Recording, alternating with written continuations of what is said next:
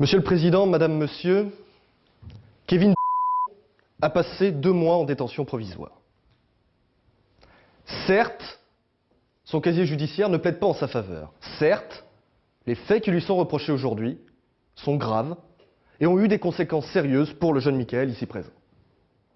On ne peut pas bien saisir la personnalité de Kevin si on ne se penche pas sur le drame qu'il a vécu voici 5 ans.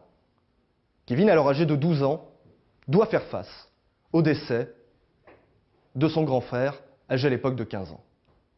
Et que l'on regarde le dossier, vous l'avez dit vous-même, Monsieur le Président, jusqu'à cet âge de 12 ans, même si tout n'est pas rose à la maison, Kevin est un garçon normal, un garçon sans problème comme les autres. Mais à partir de ce jour-là, sa vie bascule. Sa vie bascule parce que ce frère qu'il aimait tant, qu'il adorait, qu'il voyait comme un modèle, n'est plus là. Et il perd l'élément stabilisateur dans sa vie. Sa famille rencontre de graves difficultés financières. Son père étant au chômage, je vous l'ai dit, et sa mère n'ayant jamais travaillé. Alors la conséquence, elle est directe, elle est simple.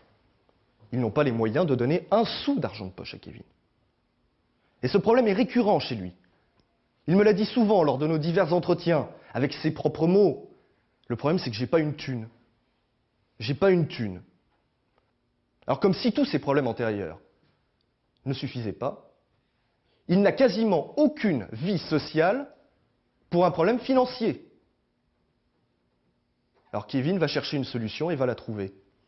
Et je vous l'accorde, c'est la plus stupide qu'il soit. Il va chercher l'argent là où il se trouve. Il va chercher l'argent facile. Il va racketter. Et il a racketté Michael pendant plusieurs mois.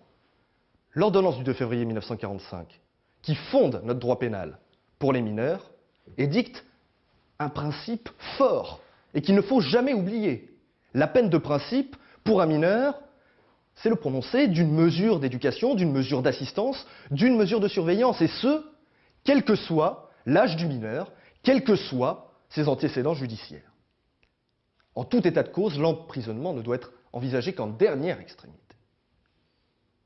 Je vous demanderai instamment de ne pas renvoyer Kevin en prison, de peut-être prononcer une peine de prison ferme, mais en tout cas qui n'excède pas le temps de détention déjà effectué, et surtout de ne pas révoquer les sursis que Kevin a au-dessus de la tête, afin qu'il puisse poursuivre ce processus de réinsertion déjà fort bien engagé.